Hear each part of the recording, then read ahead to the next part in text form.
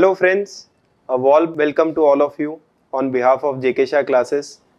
I am Professor Saurabh Bhatt and today we are going to look at various amendments and important circulars and case laws which are applicable for your November 2021 attempt final CA, or if I correct myself, December 2021's attempt of final CA. Now friends, let us quickly start and look at the various amendments without wasting any time. The first amendment is in section 6, as you are aware that in the chapter of residential status, which we have covered in non-resident taxation, when is a person regarded as a resident in India, that section has undergone a change. Up till last year, we used to say that any individual who has stayed in India for 182 days or more in the current year, or 60 days or more in the current year, plus 365 days in the preceding 4 previous years, is regarded as a resident in India. However, the condition of 60 days does not apply when a person leaves India for the purpose of employment, or a person is member of a cruise ship, or a person of Indian origin or Indian citizen who comes to India on a visit, not to stay permanently, on a visit. In such case, the 60-day condition does not apply, only the 182-day condition applies. But this year the amendment, that is Finance Act 2020 amendment applicable for November 21 students, is that this 60-day condition is relaxed to 120 days in respect of a person of Indian origin or citizen of India who comes to India on a visit,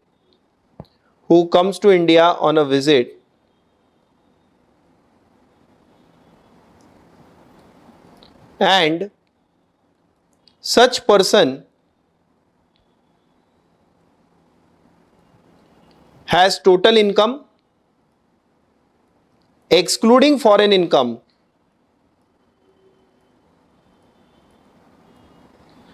exceeding 15 lakh rupees. If this condition is satisfied, friends, in that case the person is regarded as Indian resident. In short, let me rephrase that. If you are a person of Indian origin or you are a citizen of India who has come to India on a visit, in that case your condition of 60 days shall be relaxed to 120 days.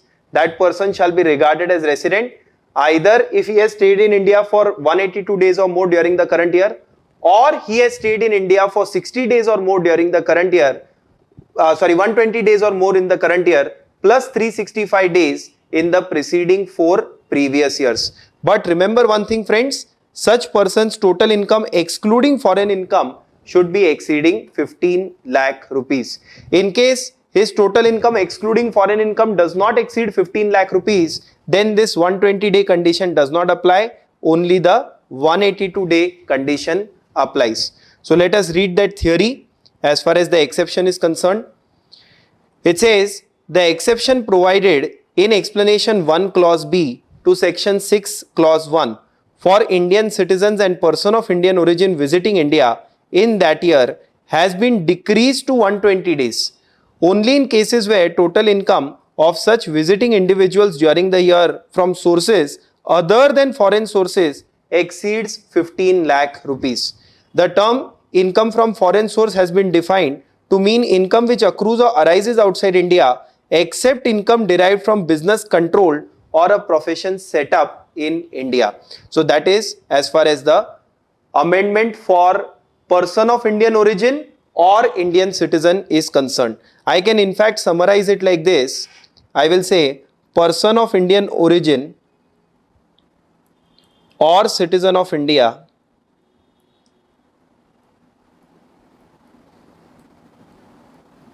who comes to India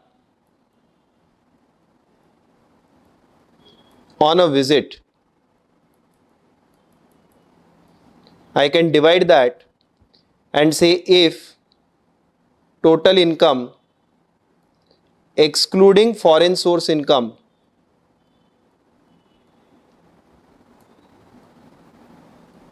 exceeds 15 lakh rupees, then if the individual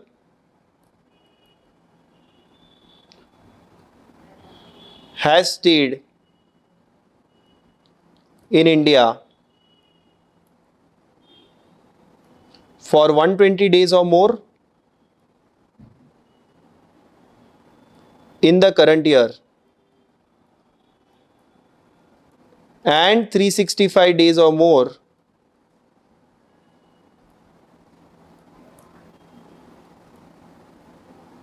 in preceding 4 years is regarded as resident. Also friends, in any other case, that is your total income excluding foreign source income does not exceed 15 lakh rupees, in that case only 182-day condition applies. That is, the person shall be regarded as resident if his stay during the current year is 182 days or more in India. I hope this amendment is clear to you all.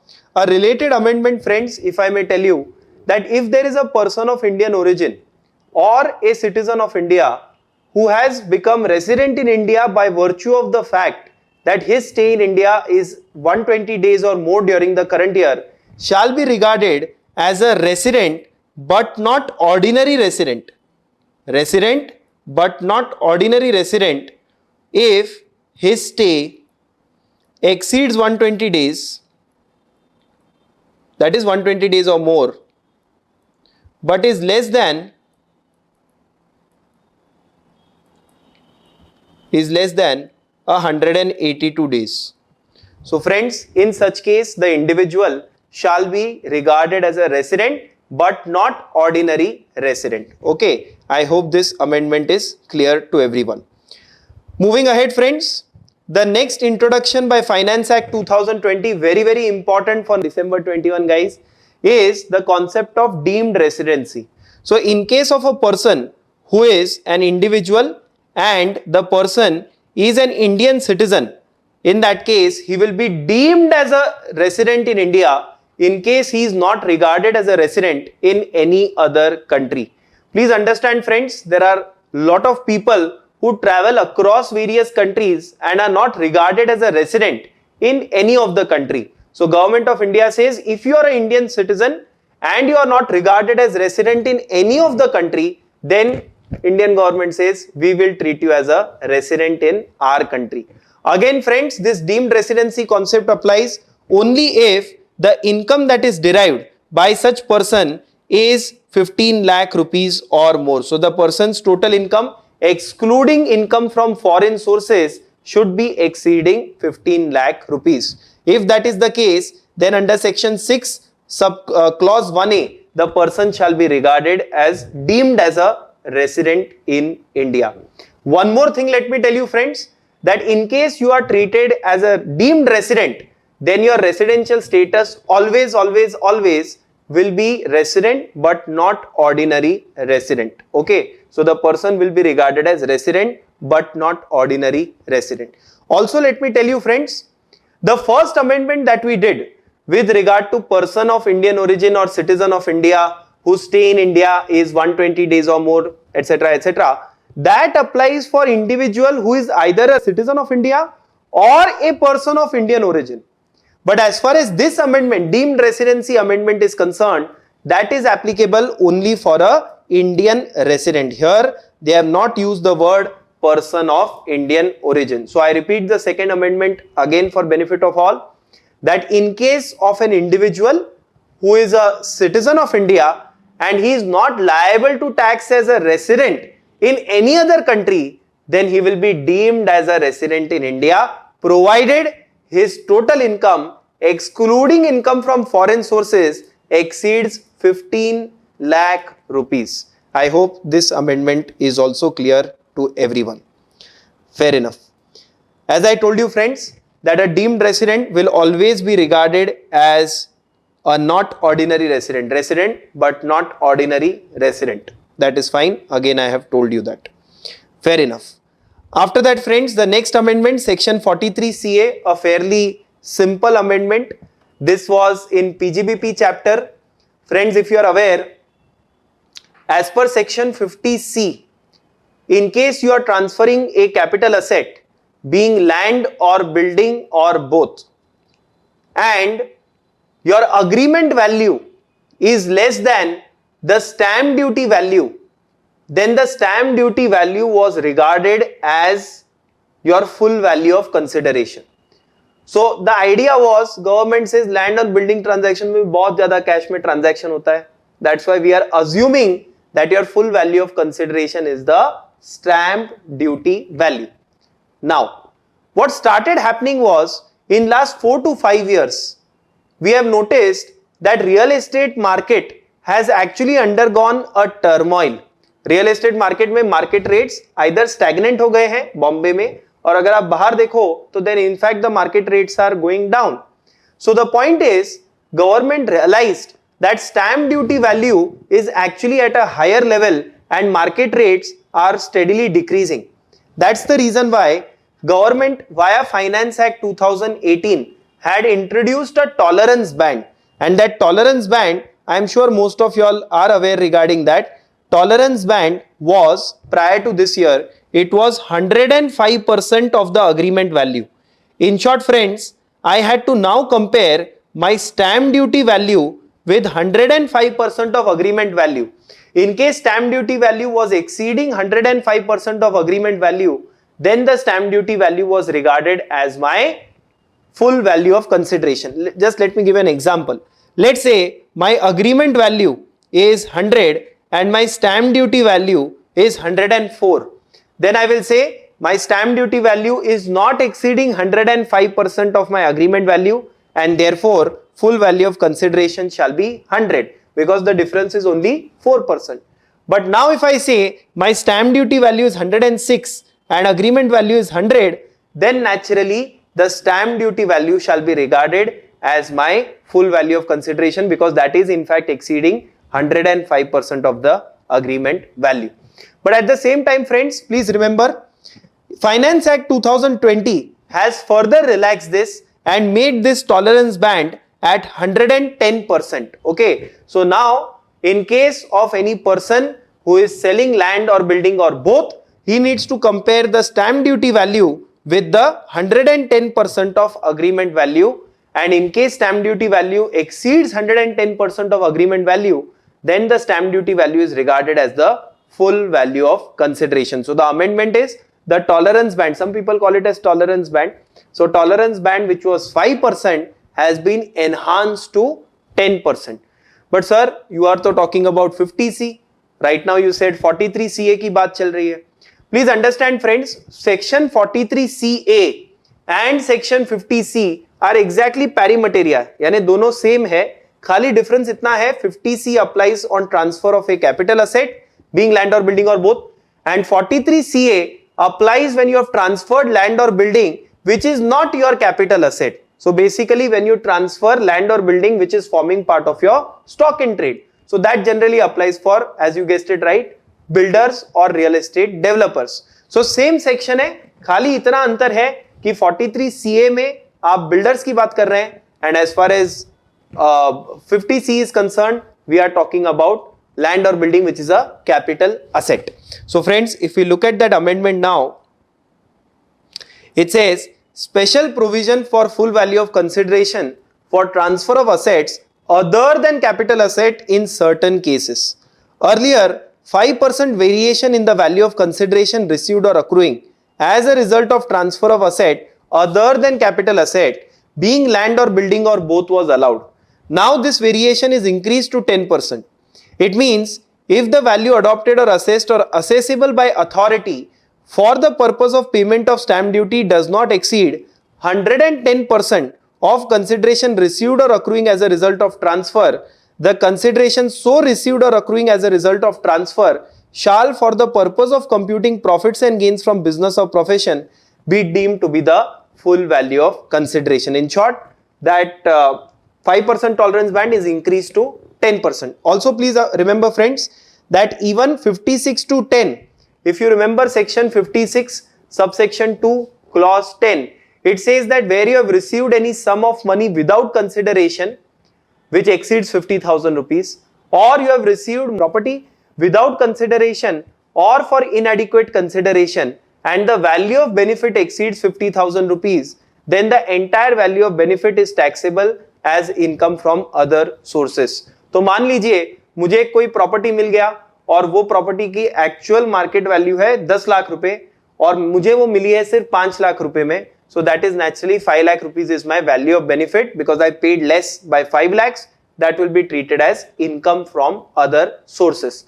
So please remember friends, even in that 56 to 10, corresponding amendment has been made to provide for the tolerance band of 10% instead of 5%. And also in section 50C, the same amendment is there as I already told you. Fair enough.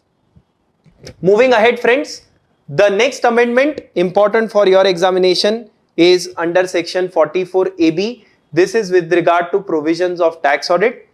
Up till 2019, the provisions of tax audit applied in case of a business where turnover exceeded an amount of 1 crore rupees and in case of profession where the gross receipts exceeded an amount of 50 lakh rupees. But this year, in order to promote digitization, in order to promote digital economy, cashless economy, the government has given sort of an incentive.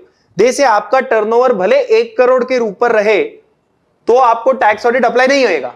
Tax audit will not apply to you provided your turnover does not exceed 5 crore rupees and at least 95% of your transactions are done in a cashless format. In short, my receipts in cash during the year do not exceed 5% of total receipts and payments in cash do not exceed 5% of total payments. If both these conditions are satisfied, that is 95% of my transactions are done in cashless format and my turnover is exceeding 1 crore but not exceeding 5 crores, then tax audit will not apply to me. So in case more than 95% is cashless, very good, tax audit does not apply. But in case less than 95% is cashless, then tax audit provisions will apply provided my turnover exceeds 1 crore rupees. I hope friends this is clear to everyone. Also friends, the due date for furnishing tax audit report by the chartered accountant engaged by you has also undergone a change. Earlier, the due date for furnishing tax audit report used to be same as the due date for furnishing return of income, which was 30th of September. But this year what they have done, they have changed that and they say now that the due date for furnishing tax audit report shall be 1 month prior to the due date for furnishing return of income. And what they have done is the due date for furnishing return of income, they have extended it to 31st of October. Of course, I am not talking of the great new income tax portal due to which all due dates are further extended. That is not in our portion. But as per law, the due date under section 139(1) has been extended to 31st October. So if I ask you what is 1 month prior to this, so you will say naturally, sir, it is 30th of September. So 30th of September shall be the due date for furnishing tax audit report in case of persons liable to tax audit. In case you are also liable for transfer pricing audit, you are liable to furnish form 3CEB. In that case, the due date for furnishing return is 30th of November. So 1 month prior to that would be 31st of October, which will be regarded as the due date for furnishing tax audit report. So in case of transfer pricing cases, due date for furnishing tax audit report is 31st October. In case of normal tax audit cases, you don't have TP issues. So in that case, 30th September, that is 1 month prior to 31st of October. That will be the due date for furnishing the tax audit report. Naturally, I need not repeat that in case tax audit report is not furnished within the due date, then section 271B prescribes a penalty of 0.5% of turnover subject to maximum of 1,50,000. Fair enough. The fourth point I've already covered. Again, section 50C, they are talking about the tolerance band, which was earlier 5% and now it is increased to 10%. So that is section 50C. Next is section 55, which forms part of capital gains chapter. Friends, all of us are aware from our IPCC days, we have done this in final as well, that in case any asset was acquired prior to 1st April 1981, which later became 1st April 2001, that was the base year. So in case any asset is acquired prior to 1st April 2001, then instead of taking the actual cost of acquisition, you have an option of adopting the fair market value as on 1st April 2001 as the cost of acquisition. It is choice of the assessee. Naturally, assessee will choose whichever is higher. Let's say I acquired some Pushteni Ghar, my ancestral house, my forefathers had acquired for 10,000 rupees in 1950s. Now, as on 1st April 2001, the fair market value of that property is 50 lakh rupees. So naturally, I would like to adopt the fair market value as on 1st April 2001 as the cost of acquisition. But here one amendment has been made this year, that in case you have transferred land or building or both, in that case, the fair market value as on 1st April 2001 cannot exceed the stamp duty value of property as on that date. So in case I ask you friends, that suppose I had acquired a property in 1995 for 10 lakh rupees, that is my cost. My fair market value as on 1st April 2001 is, let us say, 20 lakh rupees, and my stamp duty value as on 1st April 2001 is 18 lakh rupees. In that case, as I told you friends, the fair market value in case of land or building or both as on 1st April 2001 in no case can exceed the stamp duty value of property as on that date. So my stamp duty value of property as on that date is 18 lakhs. So FMV shall be regarded as 18 lakh rupees. The FMV of 20 lakhs shall be restricted or reduced to 18 lakh rupees, which will be compared with the cost. Naturally, I would like to choose whichever is higher, because higher the cost, lower the capital gain, lower the capital gain, lower the tax. I hope that point is clear. So fair enough, that was section 55. After that friends, the next amendment is section 57. Big amendment, big blockbuster amendment this year is section 57, because you know this dividend taxation, when they changed the entire scheme. I said this government is behaving like Emperor Tughlaq, and Emperor Tughlaq was very famous because he often changed his capital. The capital of his territory was first Delhi, then he changed it to Daulatabad. From Daulatabad, again he brought it back to Delhi. Again he said, no, my capital city will be Daulatabad, so on and so forth. So similarly, up till 1997, government used to say dividend is taxable in the hands of the shareholder. Then 1997, they said, no, it's okay. Let the dividend be taxable in the hands of company. The company distributing the dividend shall pay a distribution tax, which is called as DDT. DDT is dividend distribution tax. But in 2003, again for a period of 1 year, they went back to the classical system. They said, no, let the dividend be taxed in the hands of shareholder. Again 2004, they went back to the system wherein the company distributing the dividend will be paying a dividend distribution tax. And finally, as far as Finance Act 2020 is concerned, again they have abolished dividend distribution tax and gone back to the classical system of taxing the dividend in the hands of shareholder. So now the dividend would be taxable in the hands of shareholder, not in the hands of company distributing the dividend.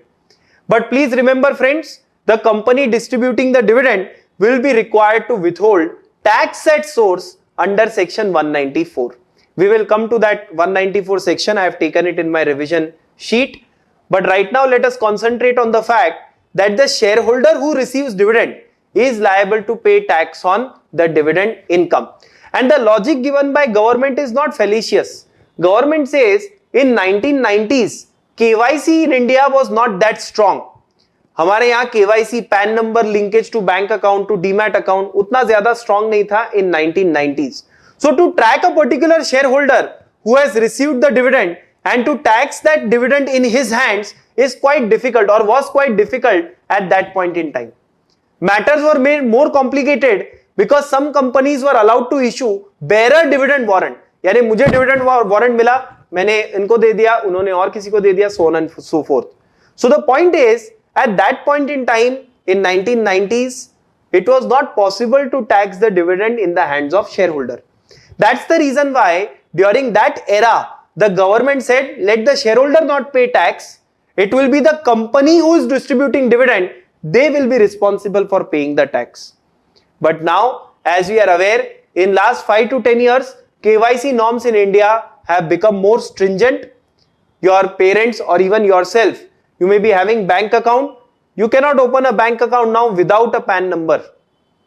So the point is, because of such things, government said now we can trace a shareholder. It's quite possible for us now. So we are abolishing dividend distribution tax. जो company dividend दे रहा है उसको DDT भरने की कोई जरूरत नहीं है. जो शेयर होल्डर के हाथ में डिविडेंड आएगा, that will be liable for taxation in the hands of shareholder.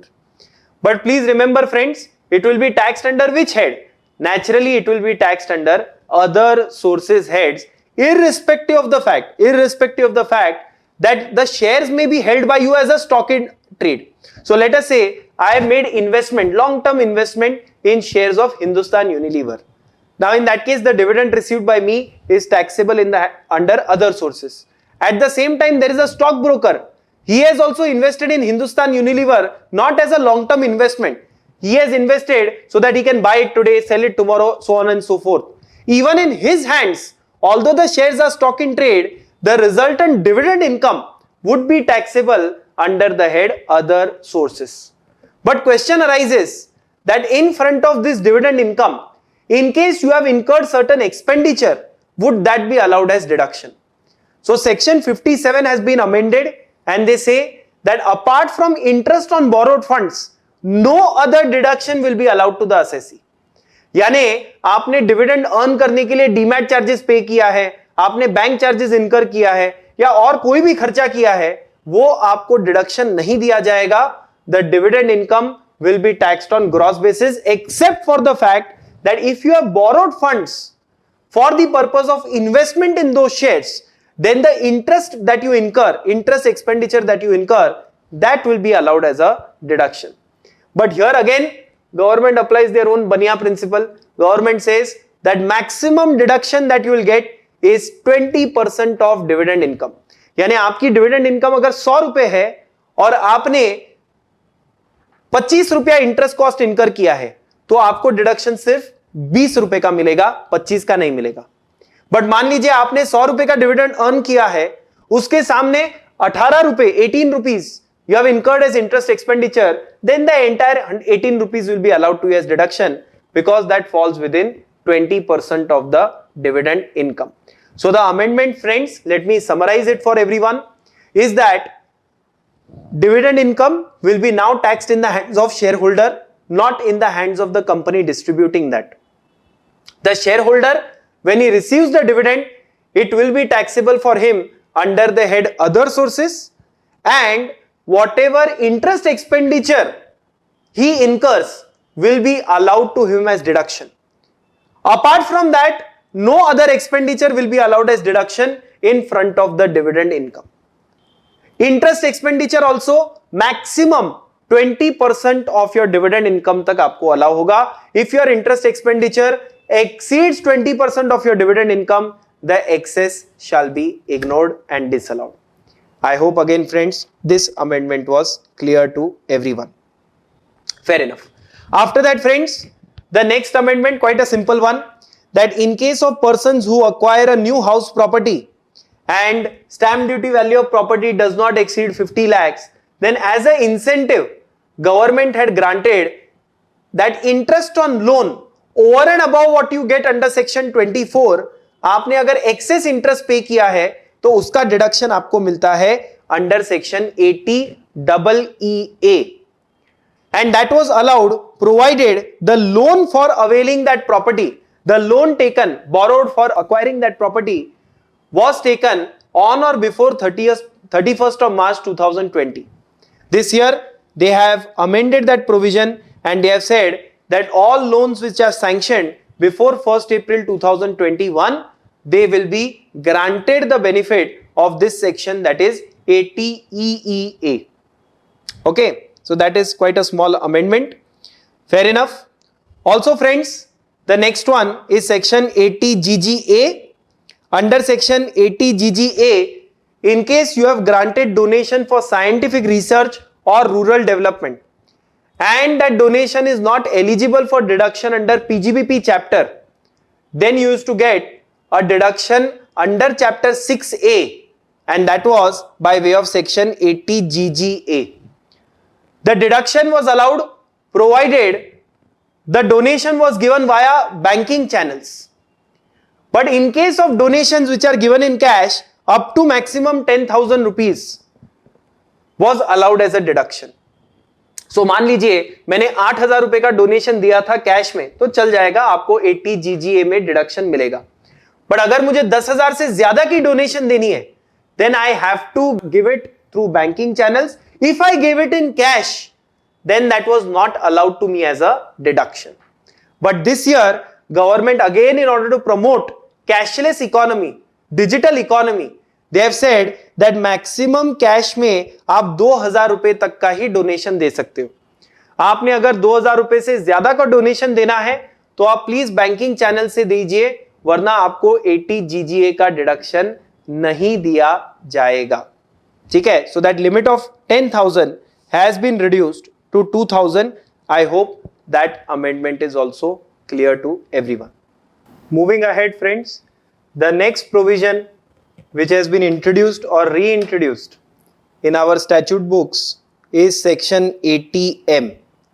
This again pertains to taxation of dividend, and this section has been inserted in order to avoid the cascading effect of dividend taxation.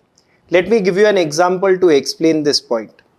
Let us say X Limited is a holding company and it has a subsidiary company by the name of Y Limited. X Limited also has several shareholders. Now, in case I ask you, Y Limited declares a dividend, who will get this dividend? Naturally, the answer is X Limited will get this dividend.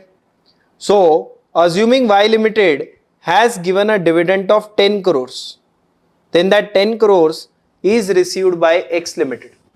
Now, X Limited in turn distributes that dividend of 10 crores to its shareholders. Now, what happens over here friends?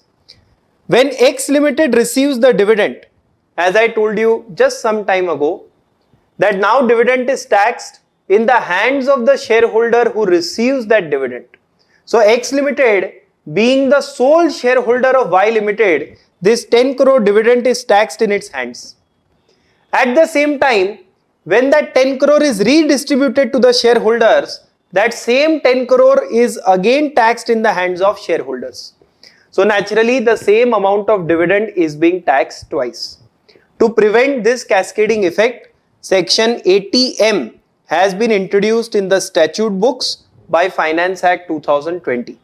If you notice that this provision of 80M was there in the statute books up till 2004, but in 2004, Government of India deleted this provision because dividend was exempt in the hands of shareholder. So there was no question of allowing any deduction to the company which receives the dividend.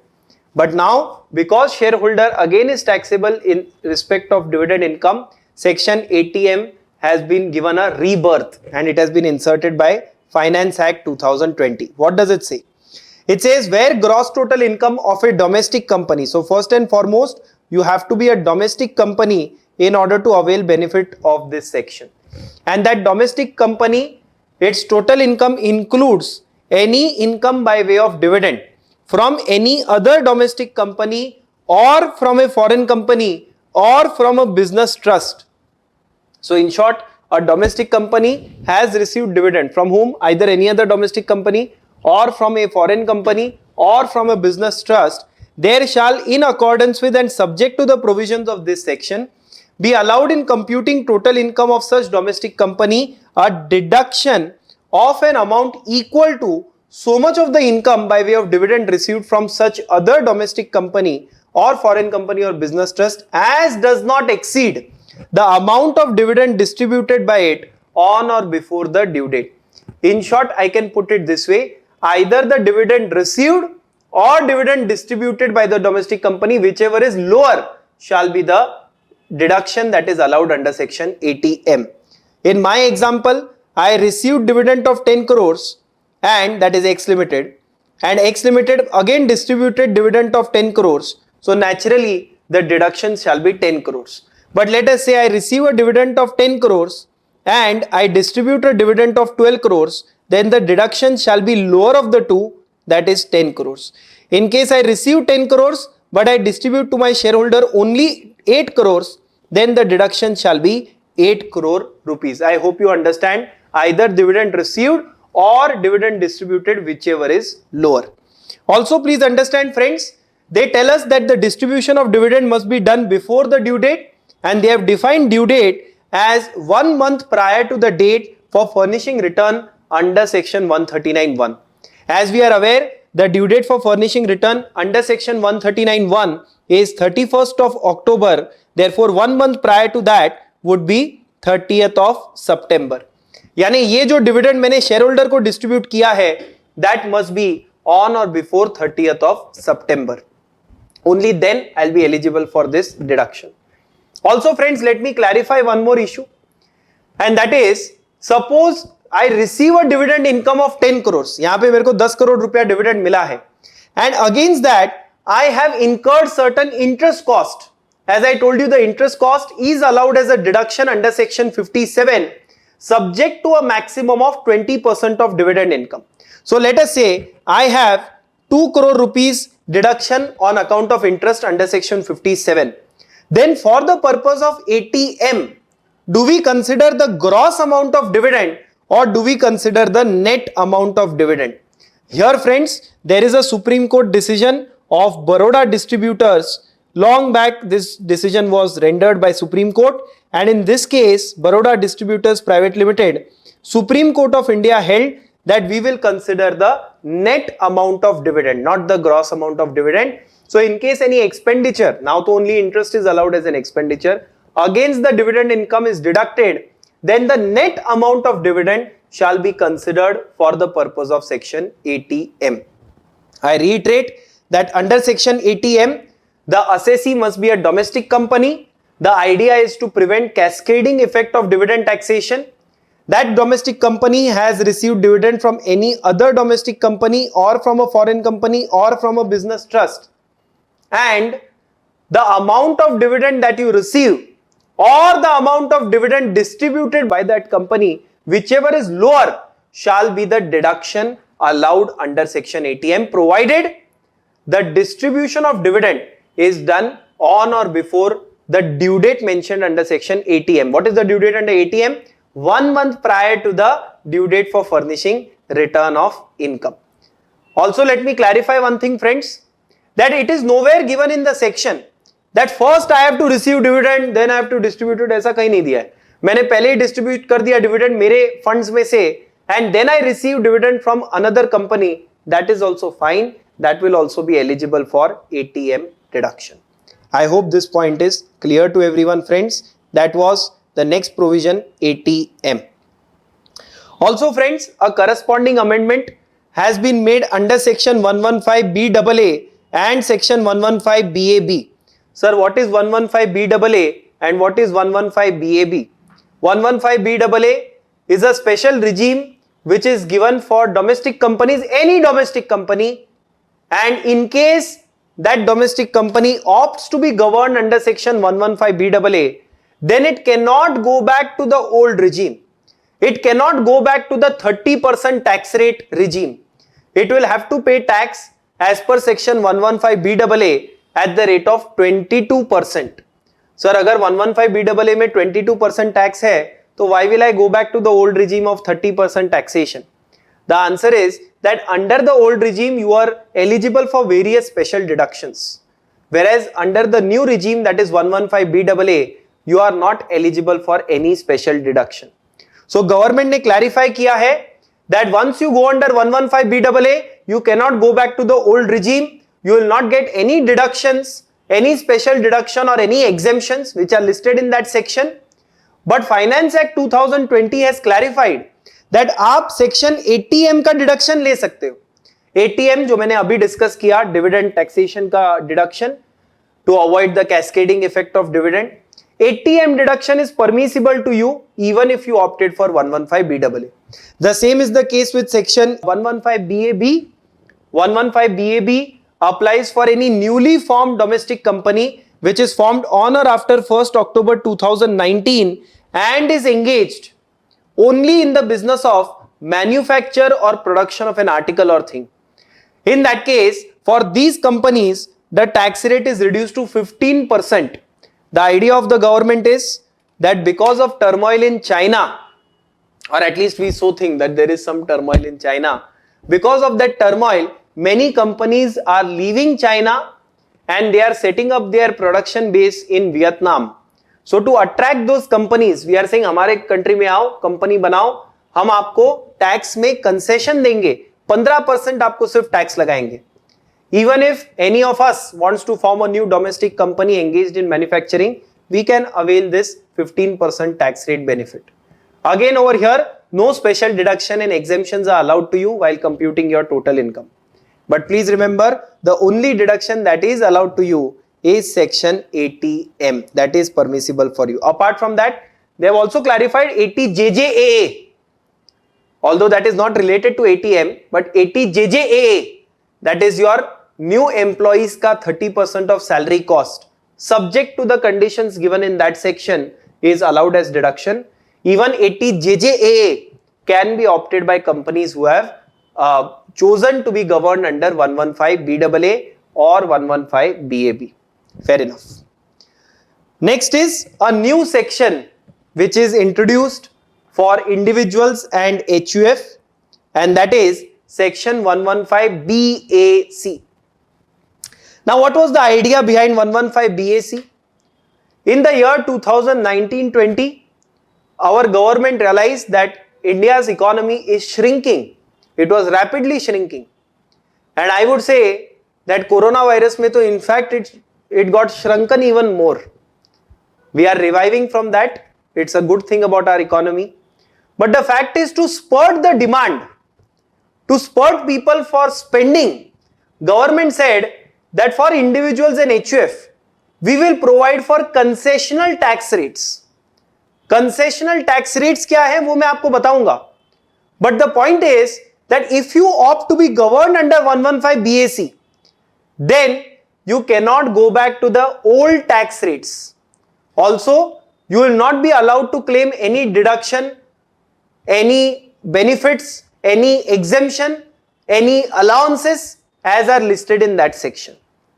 The idea is, government says, आप पैसा जमा invest क्यों कर रहे हो PPF में? You spend it, it's fine. As it is, we are not giving you 80C का deduction. So the idea under 115BAC is that you don't avail any deduction. आप पीपीएफ में पैसा मत रखो, आप LIC में पैसा मत रखो, आप मेडिक्लेम में पैसा मत डालो, आप खर्चा कर दो सारा, चलेगा. But because you are not saving anything, the government in fact is rewarding you. Government says that if you are ready not to claim those various exemptions and deductions, then we will allow you concessional slab rates. What are the general slab rates, friends? Under the old regime, it is 0 to 2,50,000 rupees. There is no tax, which is called as basic exemption limit, or under Income Tax Act or Finance Act, they call it as maximum amount not chargeable to tax. Once your income exceeds 2,50,000, up till 5 lakh rupees, the tax rate is 5%. When income exceeds 5 lakhs but does not exceed 10 lakhs, the tax rate is 20%, and above 10 lakh rupees, the tax rate is 30%. They are progressive tax rates. In short, if my income is 12 lakhs, then on the first 0 to 2,50,000, no tax. Then 2,50,000 to 5 lakhs, 5%. 5 lakh to 10 lakh, 20%, so on and so forth. If you are a senior citizen, then the basic exemption limit is not 2,50,000, it is 3 lakh rupees. In case you are a super senior citizen, a person who has attained age of 80 or more at any time during the year, then the basic exemption limit is 5 lakh rupees. But all that is under old regime. Under this section 115 BAC, there is no differentiation for individuals who are either senior citizen, super senior citizen or otherwise. There is no differentiation. Common slab rate is given, that is 0 to 2,50,000, no tax, 2,50,000 to 5 lakhs, 5%, 5 lakhs to 7,50,000, 10%, 7,50,000 to 10 lakhs, 15%, 10 lakhs to 12.5 lakhs, 20%, 12.5 lakhs to 15 lakhs, 25%, and above 15 lakhs, it is 30%. आप ऐसे याद रख सकते हैं, 2,50,000 के बाद हर 2,50,000 के इजाफे पे tax rate enhances by 5%. So if you look at the tax rate, it is 5, then 10, then 15, like that. Once it reaches 30, then it remains constant. For any income above 15 lakhs, it will be 30%. The assessee naturally can choose whichever is beneficial to him. He can compute his tax as per the old regime, compare that with the tax liability as per new regime, and whichever is lower shall be allowed to him. He can opt whichever is more beneficial to him. But please remember, friends, in case of assessees who have got income under the head business or profession, once they opt for section 115 BAC, they are not allowed to go back to the old regime. They cannot go back to the old regime. That's not allowed. For which person? Who has got income under the head business or profession. Also, please understand, friends, the list of various exemption deductions which are not allowable to you, which are prohibited if you opt for section 115 BAC, that list is given. We have already discussed that. Almost everything is covered over here. But I would say 2 or 3 exemptions are quite stark. I would say it is quite surprising of the government that if you have salary income, then we are aware that standard deduction of 50,000 is allowed to you. But in case you opt for section 115 BAC, that is not allowed. Then 2 lakh rupees ka interest, which is allowed under section 24 on self-occupied property. Self-occupied, let out property पे आपको मिलेगा, पर self-occupied property का आपको नहीं मिलेगा 2 lakhs का deduction अगर आपने 115 BAC को opt किया है. Also friends, all deductions under chapter 6A except 80 CCD subsection 2, that is employer's contribution to the NPS, and section 80 JJAA are not allowed to you as far as chapter 6A is concerned. These things we need to remember. Other than that, they have given certain other points as well, which are fine. But 115 BAC, I am quite sure a question you may expect in examination. Fair enough. Also friends, for cooperative societies, they have prescribed yet another concessional tax regime, and that is by way of section 115 BAD. It is not as bad as it sounds. It is not 115 bad, it is 115 BAD. Here also government says that for cooperative societies, the slab rates which are given in Finance Act, they can either choose that, or if they want, then they can offer their income to tax at 22%. And in case they choose this, again, they are not allowed to opt out of this regime for any subsequent year. Further friends, if you want to be governed under 115 BAD, 115 BAD, then the cooperative society will not be granted all these special deductions, including chapter 6A deductions. Fair enough. Next is friends, section 115 BBDA. 115 BBDA was a section in the erstwhile dividend taxation regime. The regime when the company distributing the dividend was required to pay dividend distribution tax at the time of distributing dividend. But now since the dividend is taxed in the hands of shareholder, 115 BBDA also is irrelevant. So this year 115 BBDA has been omitted from the statute books. Fair enough. Next is friends, section 115 JC. ये हमने chapter किया है alternate minimum tax का. अगर आपने alternate minimum tax को choose किया है, assessee other than a corporate assessee, If you are a company, minimum alternate tax applies. In case you are an assessee other than company, then alternate minimum tax applies to you. But in case you have opted for 115 BAC or 115 BAD, then alternate minimum tax as a concept will not apply to such assessees. In short, friends, for every company, minimum alternate tax applies. But if a company opts for 115 BAA or 115 BAB, then minimum alternate tax concept does not apply to it. They have to compute their total income only under the regular provisions. Similarly, for all assessees other than companies, the concept applies to them is alternate minimum tax. That is, they have to compare the tax under regular provisions and alternate minimum tax, whichever is higher they have to pay. But in case those assessees other than companies have opted for 115 BAC or they have opted for 115 BAD, then in that case, alternate minimum tax as a concept also does not apply to them. They are required to only compute their total income under regular provisions. यहाँ पे दोस्तों सरकार से एक सवाल पूछा गया कि अगर मैं existing assessee हूं and I have got a MAT credit brought forward or I have a AMT credit, alternate minimum tax credit brought forward, then what happens to that if I opt for these special regimes of 115 BAA, 115 BAB, 115 BAC, 115 BAD? And government said it lapses. All those brought forward credits shall lapse, because once you enter these new regimes, you are not allowed to apply the concept of MAT or AMT. So the brought forward credits shall lapse. That is what is given in the next point, that is point number 60. Point number 17 is quite simple. As I told you, dividend is taxed now in the hands of shareholders, so dividend distribution tax has been abolished. Similarly, friends, for mutual funds, prior to Finance Act 2020, they were required to pay a distribution tax like dividend distribution tax. Even mutual funds were required to pay a distribution tax at the time when dividend was distributed to their unit holders. That is, income was distributed to their unit holders.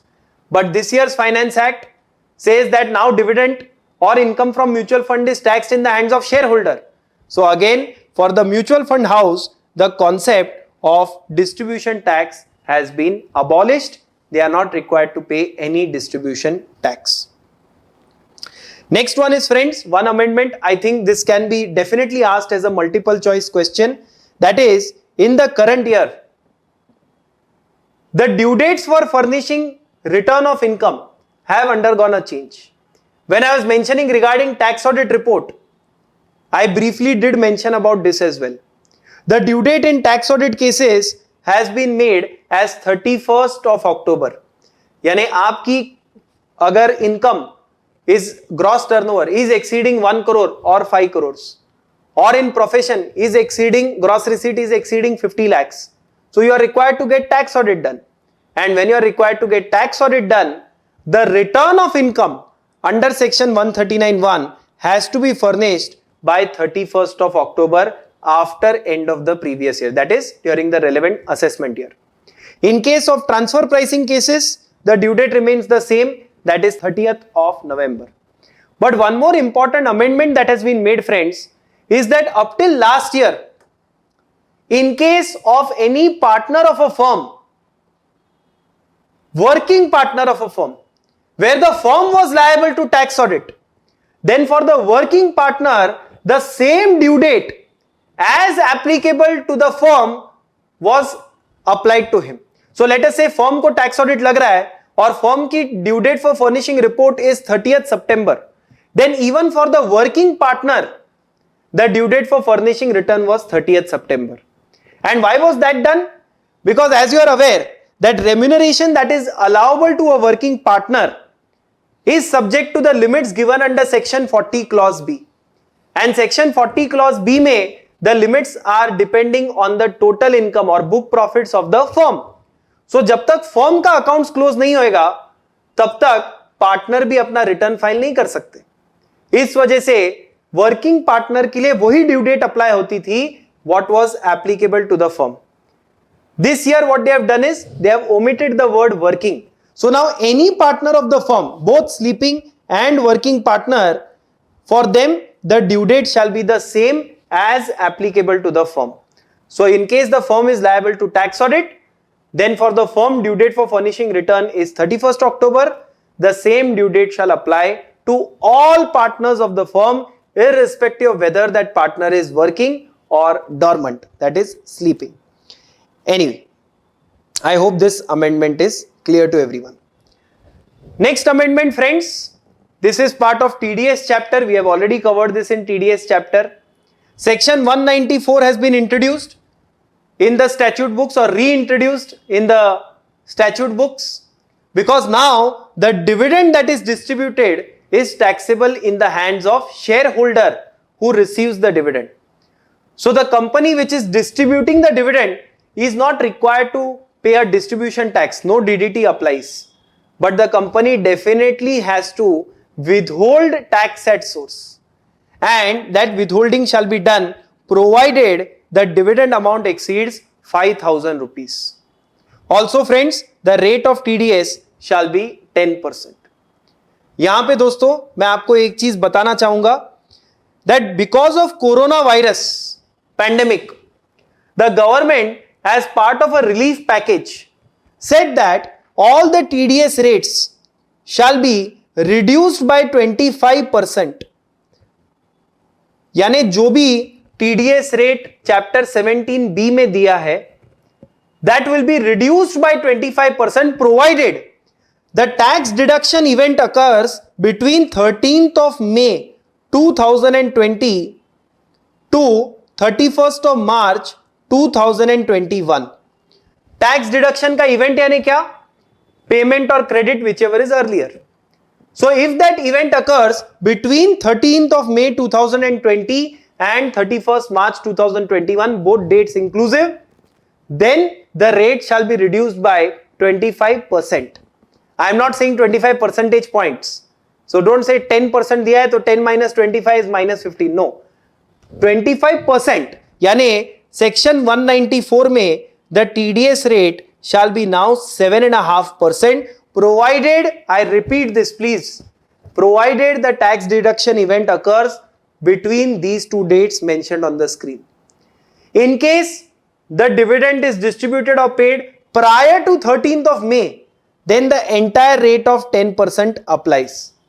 So you can remember it like this, that आप normal rates को याद रखिए, exam में खाली उसका -25% करना है, provided you have to be very careful, the date is falling between 13th May 2020 and 31st March 2021.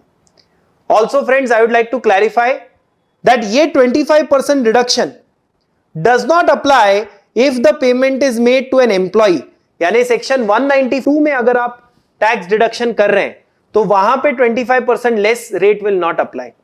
Similarly, if payment is made to any non-resident, there also this 25% reduction wala clause does not apply. Apart from this, that is apart from salary and apart from payment to any non-resident, if any other payment is made which is liable to tax deduction at source and the event occurs between, tax deduction event occurs between 13th of May 2020 to 31st March 2021, then the rate shall be reduced by 25%.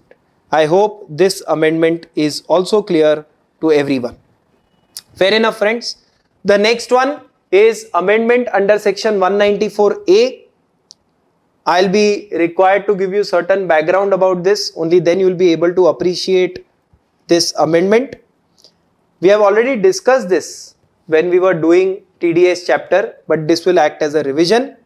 Friends, there are certain sections like 194A, 194C, 194H, 194J, 194I. यहां पे जो pair है यानी जिसने tax deduct करना है, that person should be anyone other than individual or HUF.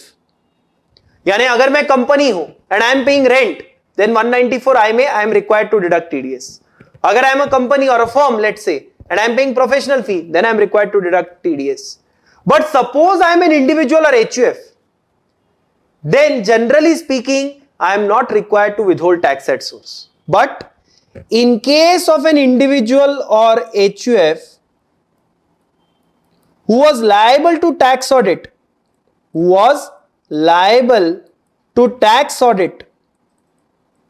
in preceding year, in which year? In preceding year, then such person was required to withhold tax at source under these sections. मैं आपको एक example देता हूं. Now I am an individual. I hope you all agree. Now I have made a payment of professional fee to some lawyer. I need to see whether I have to deduct tax at source or not. So what I will check is that in the preceding year, was I liable to tax audit? I was not, let's say. In that case, in the current year when I make payment to the lawyer, I am not required to withhold tax at source.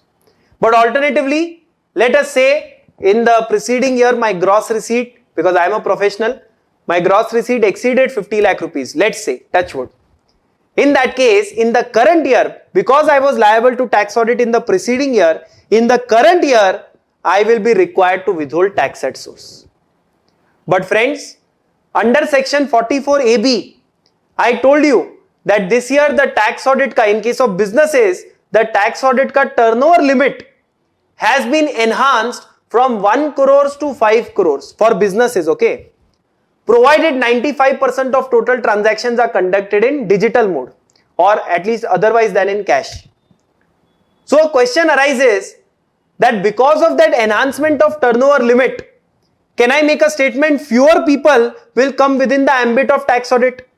So government's collection of TDS will also reduce because then I will not be required to withhold tax at source. That's why the amendment this year is that under all these sections, government says instead of looking at who was liable to tax audit in the preceding year, they have amended that and now they say any individual or HUF whose turnover in business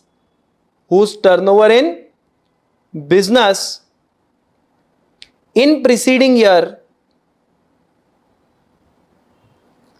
exceeds 1 crore or in profession exceeds 50 lakhs is liable to withhold tax at source in the current year. यानी अभी अगर मैं बात करूं, मैं business कर रहा हूं मान लीजिए, I don't need to check in the last year whether I was liable to tax audit or not.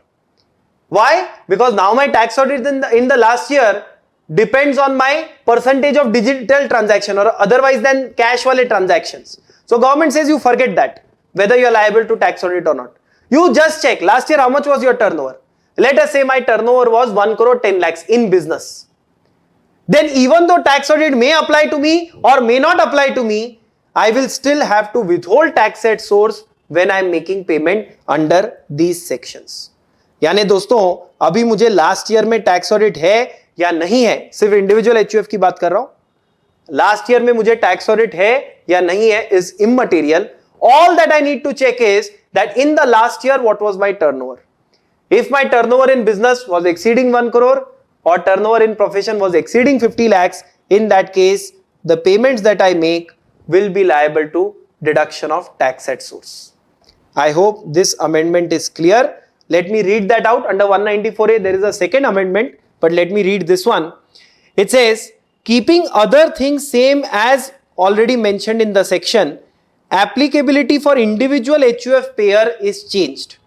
That is, if an individual HUF is having business turnover more than 1 crore in the financial year immediately preceding the year in which amount is liable for TDS is paid or credited, and if individual HUF is having professional receipts more than 50 lakhs in the financial year immediately preceding the year in which amount is liable for TDS is paid or credited, then that person payer is required to deduct tax at source. So friends, now the person is required to deduct tax at source not on the fact of whether tax audit was there in the last year, but on the fact that what was the turnover in the last year. This again I repeat, it's applicable only for individual HUF.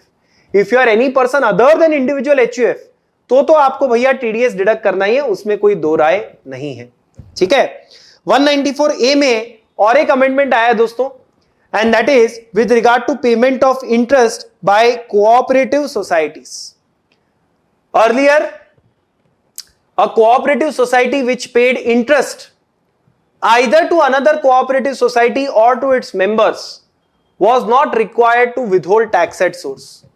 But government found that there are various cooperative societies which are very rich, their turnover is so large and still they are availing this exemption. So government ने कह दिया कि हमें थोड़ा सा यहां पे restriction लाना है. और किसके लिए लाए वो restriction? They are saying if you are a cooperative society whose turnover in the immediately preceding financial year is exceeding 50 crore rupees, यानी आपका गए साल का टर्नओवर 50 करोड़ से भी ज्यादा है, and that person is paying interest exceeding 40,000 rupees, then cooperative society is required to deduct tax at source.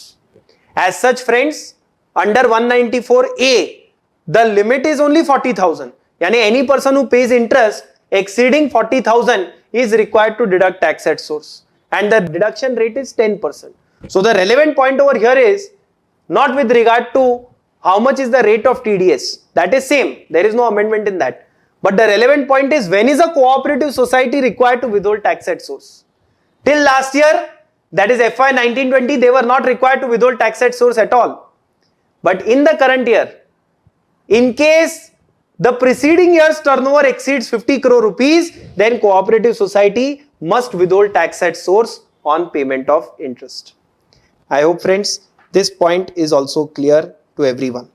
Same point is given for 194C, 194H, 194I, 194J. As I told you that in these sections also, if you are an individual HUF, earlier you are required to withhold tax at source as a payer if your preceding year was liable for tax audit. But now they say that you just look at the preceding year turnover, no need to see whether tax audit was applicable or not. Next is friends 194K. This is on similar lines like section 194. The only difference is that under section 194 they talk about dividend paid by an Indian company, and under 194K they talk about dividend distributed by mutual funds. But हमारे income tax act में क्यों पता नहीं एक जरा सा weirdness factor है, वो ये है कि जब mutual fund house gives a dividend, they don't call it as dividend given by mutual fund, they call it as income on mutual fund units. I don't understand why they do that, but anyway they call it as income in respect of units, that is of mutual fund, which is nothing but dividend. Then the rate of TDS shall be 10% if the amount paid is more than 5,000 rupees. This is exactly the same like section 194. Again, at the cost of repetition, I would like to say that in case the amount is paid between 13th of May 2020 to 31st March 2021, then that 25% reduction also applies over here. Moving ahead. The next provision, my dear friends, is section 194O, and this applies when payment is made by e-commerce operator to an e-commerce participant. Newly inserted provision, very important for our examination. It says that when an e-commerce operator is making any payment to e-commerce participant, either at the time of credit or payment, whichever is earlier, tax shall be deducted at the rate of 1% by the e-commerce operator. Also please understand friends, what they have said is that even if payment is directly made by a purchaser of goods or service to the e-commerce operator or to the e-commerce participant rather, even then tax shall be deducted on such payment by the e-commerce operator. So let me give an example. Suppose I am the customer and the customer is placing an order via Zomato app for purchase of certain maybe dinner item from a restaurant. Now in that case, Zomato becomes my e-commerce operator and the restaurant is the e-commerce participant. So what they are saying is that although you make payment via the Zomato app, But when Zomato app is crediting this amount to the restaurant, or they are paying the amount to the restaurant, whichever event falls earlier, Zomato will be required to withhold 1% TDS from the payment being made to this e-commerce participant. Not just that, suppose you keep a COD option, cash on delivery option, and the restaurant fellow or Zomato valet person comes to your house and you make payment to directly the restaurant person, even then the Zomato, that is e-commerce operator, shall have to make suitable arrangement for making sure that 1% tax is deducted at source. You may say, sir, how is it possible to comply with TDS in such time? For that purpose, Zomato and the restaurant should have necessary understanding to make sure that even if purchaser has directly paid the amount to e-commerce participant, still there should be a withholding of tax at source. Further, they go on to say that this provision shall not apply if e-commerce participant, restaurant in my example, happens to be an individual or HUF and gross amount of sale or service or both of such individual HUF through e-commerce operator during the year does not exceed 5 lakh rupees and such e-commerce participant furnishes PAN or Aadhaar number to the e-commerce operator. So please understand friends, via Zomato, suppose this restaurant has been paid only 5 lakh rupees, it's not exceeding 5 lakh rupees, then Zomato will not be under any obligation to withhold tax at source under section 194O. Also please understand friends, under section 206AA, we are aware that in case there is non-furnishing of PAN by the payee, that is the deductee to the deductor, then tax is deducted at source at a higher rate which can go up to 20%. But here section 206AA is suitably modified to make sure that the rate of deduction shall not exceed 5%. So 206AA shall apply in case the e-commerce participant does not furnish his PAN to the e-commerce operator, but in that case the e-commerce operator will apply 206AA with the condition that maximum deduction can be 5%. Also friends, under section 197, we are aware that any assessee can apply to the TDS officer seeking a lower rate of withholding tax. So section 197 is also modified to make sure that 194O, people who are going to suffer tax under 194O, can also apply to the TDS officer and seek a lower or nil withholding certificate from the TDS office. That is as far as 194O is concerned friends. Moving ahead to the next section, that is 271AAD. Now friends, in our country, there are various people who merely provide accommodation entries. Of course, with the advent of GST laws and especially on account of e-way bills, it is becoming more and more difficult to only give a bill without there being an actual movement of goods. But still, in certain situations, like when GST was newly introduced, government found that e-way bill was not made mandatory, and thereby many people were using this loophole to merely give each other sale and purchase bills to shift input tax credit from one person to another without there being any actual movement of goods. In such a scenario friends, the income tax department used to allege that the purchases made by the assessee are bogus, but it is very difficult to prove that how much is the tax being evaded over there. So as far as the income aspect is concerned, income tax aspect is concerned, although the revenue department used to allege that entire purchases should be disallowed, but the tribunals or high court used to restrict that disallowance to a certain percentage of the purchases made.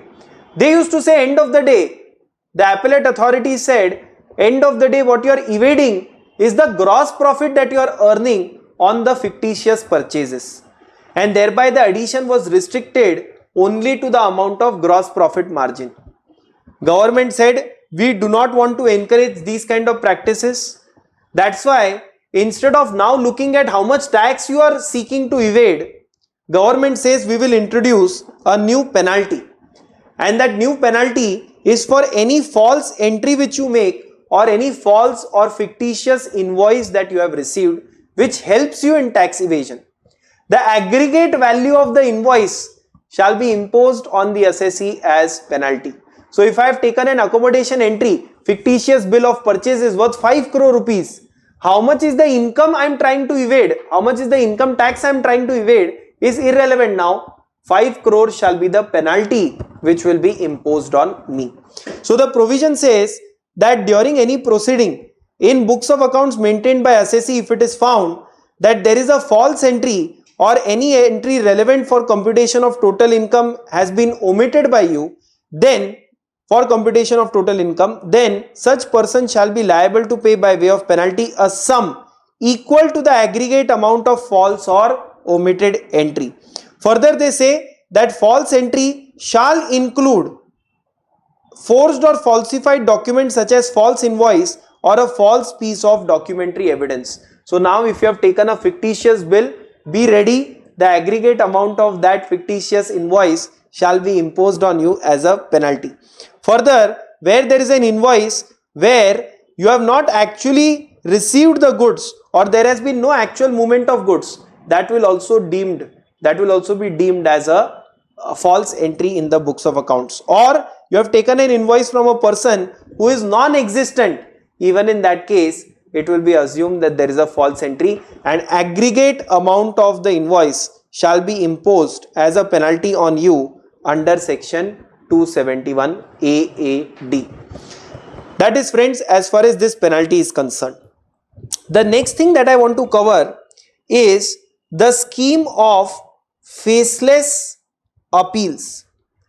Friends, as we are aware that with the advent of technology, Government of India has increasingly started using technology as a means to conduct any proceedings under various laws, including Income Tax Act.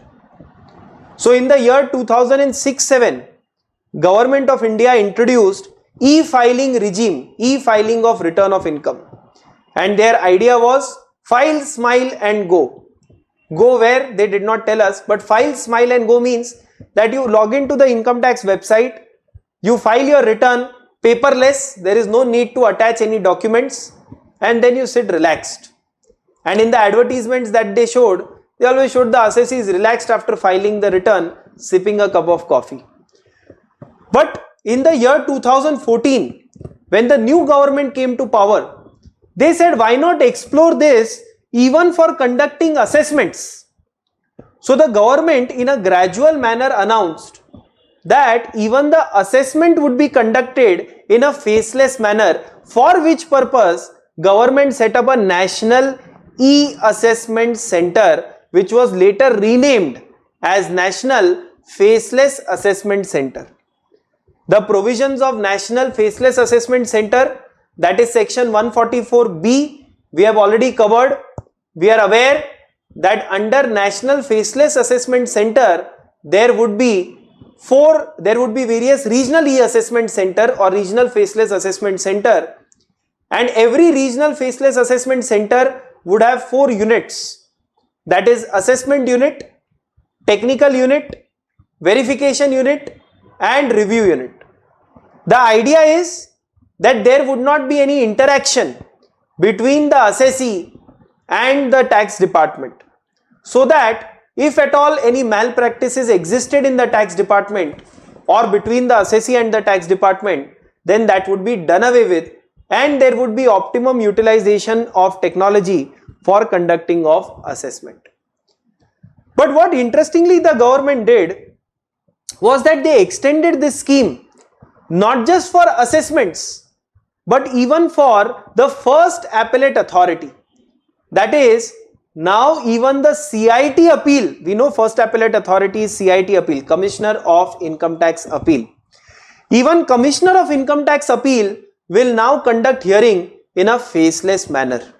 That is, you will not know who is the Commissioner of Income Tax Appeal.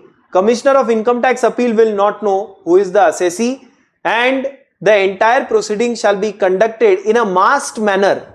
Masked manner means there will be a parda in between. You will not know who is the CITA. CITA will not know who are you. And for this purpose, government has announced the Faceless Appeal Scheme 2020. When we did our regular lectures, at that point in time, we have covered this, but now there is a detailed notification as to how Faceless Appeal Scheme would operate. I also want to say one more thing, friends, that whether faceless assessment and faceless appeal would provide a proper opportunity of being heard to the assessee is a different question. It is a question on which we can agree or disagree. But the fact is that government is quite keen on using technology for conducting assessment and at least first appeal, that is CIT appeal. So friends, for this purpose, before I go on to the notification, let me just briefly tell you how the scheme would operate. So there would be a National Faceless Appeal Center which will sit at New Delhi. This has already been constituted. National Faceless Appeal Center would have region wise several regional faceless appeal center, and below each regional faceless appeal center there would be a Commissioner of Income Tax Appeal Appellate Unit. So AU stands for Appeal Unit or Appellate Unit. And the interaction between assessee and CIT appeal would not be direct. The assessee would interact only with the National Faceless Appeal Center. The National Faceless Appeal Center on a random basis will identify any CIT appeal to whom the case would be transferred, and the CIT appeal would conduct the appellate proceedings. The CIT appeal also, if he wants to raise any queries or questions, cannot directly interact with the assessee. He has to raise the question via the system to National Faceless Appeal Center, which will communicate back to the assessee. So the entire proceeding would be conducted in such manner that there is no interface between the CIT appeal and assessee. Also friends, we have already learned how the conventional CIT appeal functions. So we know that after hearing all the evidences, documents and records, the CIT appeal passes an order after giving a hearing to the assessee. So the first question which arises is that if CIT appeal functions in a faceless manner, how would a hearing be allowed? So the answer to that is, before the appeal is disposed of, the CIT appeal would give an opportunity of being heard via video conference facility. For this purpose, Income Tax Department has already created their system or software called as Divya Drushti or something like that, through which you can interact in a video conferencing manner. Also friends, CIT appeal now in the faceless scheme would not pass the final order. He will pass something called as a draft appeal order, and that draft appeal order would be sent to the National Faceless Appeal Center. If the National Faceless Appeal Center finds that proper inquiry, proper justification is not given by this particular CITA, then they will refer that matter to another CIT appeal appellate unit, and then that CIT appeal appellate unit shall decide on that particular issue. So the point is that more and more accountability is being set into the system. So if we look at the notification friends, this is notification given on 25th September 2020, and here in the first rule they have given entire definitions.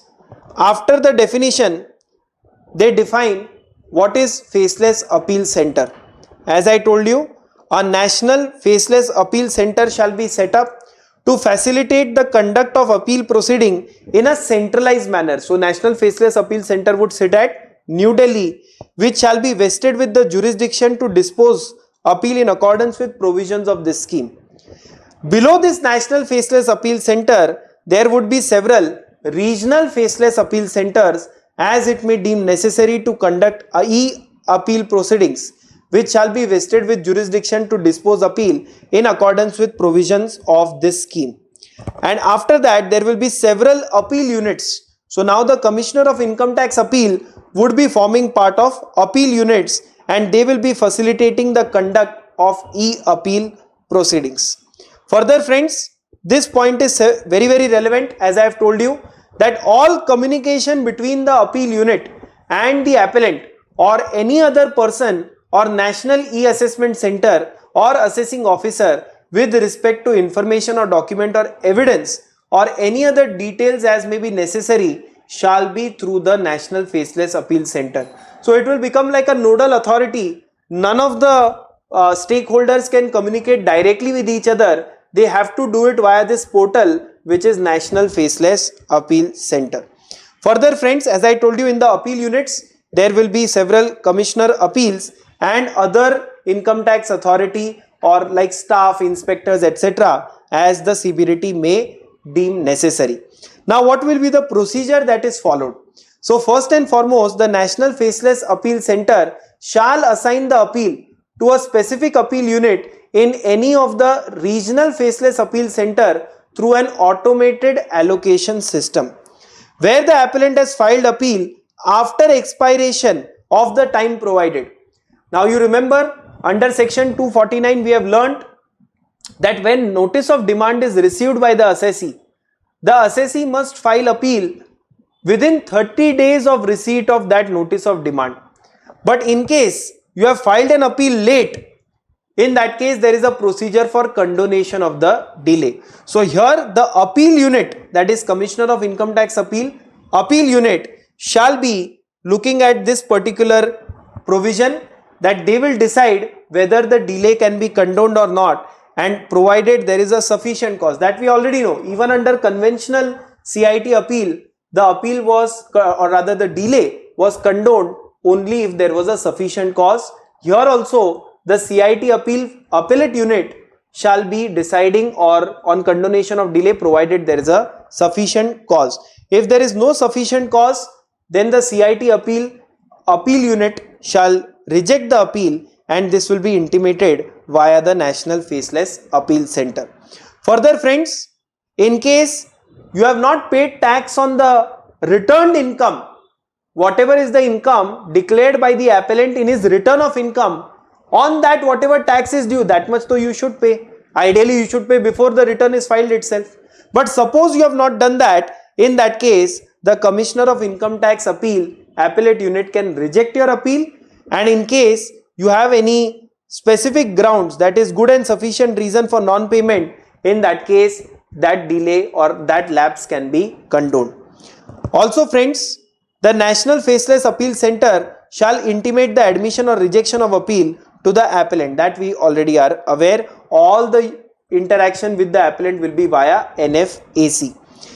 Further friends, suppose the CIT appeal wants the AO to conduct any further inquiry or investigation, which under conventional provisions we know that matter can be remanded. CIT appeal cannot set aside the matter, but they can remand the matter to AO for further investigation and inquiry, post which the AO will provide a remand report to the CIT appeal in a conventional system. Here all those proceedings also will take place via National Faceless Appeal Center. So the AO will not come to know who is the CITA, the CITA will not come to know who is the AO. Further friends, the appellant or any person on his behalf, that is his chartered accountant, shall file a response to the notices received within the time and date specified on the basis of application made in this behalf with the National Faceless Appeal Center. So all your filings will be with the NFAC. I will not know who is the CIT appeal. I don't have to go to any physical tax office and file a submission. It has to be online, scanned within 5 MB and uploaded on the tax department's website. Further friends, after the assessing officer has given a report to the CIT appeal on any further inquiry investigation, if the appellant wants, he can also take additional grounds of appeal. Again, under conventional system also there was a provision for taking additional grounds of appeal. Same thing applies over here. Also friends, the National Faceless Appeal Center shall provide the additional grounds to the assessing officer for providing any comments, if any, which the AO may have. After that friends, finally the appeal unit after taking into consideration the comments received from National E-Assessment Center or assessing officer, if it is satisfied that omission of additional ground from the form of appeal was not willful or unreasonable, then that additional ground shall be admitted. Otherwise, that additional ground shall not be admitted. For both, either admitting or rejecting, the CIT appeal AU must record reasons in writing. Fair enough. Additional evidence, friends, we already know that conventionally the CIT appeal has to see whether provisions of Rule 46A are satisfied. If the provisions of Rule 46A are satisfied, then additional evidence is admitted. Now that job is given to the CIT appeal appellate unit, AU, that is appeal unit. Fair enough. They have given discussion on that point, and after either admitting or rejecting, there will be communication via the NFAC to the appellant whether the additional evidence has been admitted or not admitted. Further, friends, after this, if the CIT appeal wants to do an enhancement, we know that CIT appeal has the power to enhance the income, then again a notice, show cause notice containing reasons for enhancement shall be sent via the National Faceless Appeal Center to the appellant, and appellant has to provide his response to the National Faceless Appeal Center, after which the appeal unit shall take a call whether they want to enhance the income or not. As I told you, friends, the CIT appeal appellate unit cannot pass a final order. It has to first pass a draft order which will be sent to the National Faceless Appeal Center along with details of any penalty proceedings, if any, which he has initiated on the enhancement of income, if any. After that, the National Faceless Appeal Center, on receipt of draft order, shall send this draft order to an appeal unit other than the appeal unit which prepared such order in any one of the regional Faceless Appeal Center through an automated allocation system for conducting what? For conducting review. I would say this is the most important point. Under conventional CIT appeal provisions, this provision was not there. CIT appeal used to pass a final order.